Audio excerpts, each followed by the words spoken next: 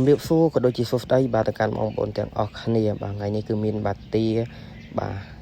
កាបមួយក្បាលបាទយកមកផាក់លើដើម្បីបាទធ្វើការហ្វេនជ័យមេណាបងប្អូនបាទសារទាផាក់លើភាគច្រើនលើគេអត់មានធ្វើលក់ទេបាទយើងមានតែទាខ្វៃទាអាំងទាអីធម្មតាអញ្ចឹងបាទទាផាក់លើបាទយើងត្រូវតែធ្វើខ្លួនឯងបាទហើយចំពោះទាផាក់លើខ្ញុំធ្វើបង្ហាញបងប្អូនយ៉ាងច្រើនដែរបងប្អូនបាទអត់មានអីពិបាកទេស្រួលដែរដំបូងយើងដាក់លីងឈើអែមផ្កាច័ន្ទជាមួយនឹងរំដេងលីងឲ្យក្តៅចាក់ស្ករ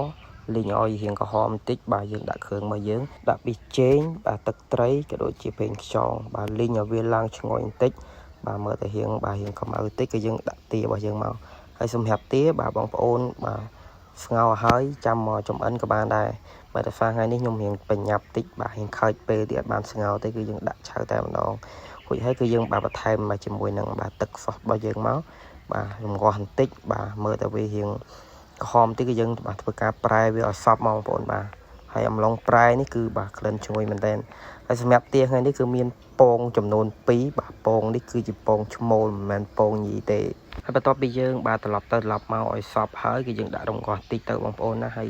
បាទទារៀងស្វិតតិចហើយបងប្អូនបាទតើសារបាទវារៀងខើចពេលអញ្ចឹងអត់បានរំងាស់យូរទេបាទមើលតែរៀងឆ្អិនបាទឥឡូវនេះចិត្តឆ្អិនហើយបងប្អូនបាទគឺយើងបាទជោគអាទឹករបស់យើងហ្នឹងគឺយើងបាទលាបជាមួយទាឲ្យមើលទៅវារៀងក្រហមបាទសពសាច់ចូលគ្នាល្អណាបាទក្លិនឈ្ងុយខ្លាំងមែនតើបងប្អូនបាទវាច្រើនទាផាក់លើគឺខ្ញុំចូលចិត្តហូបបាទអញ្ចឹងហើយគឺខ្ញុំបាទចូលចិត្តធ្វើ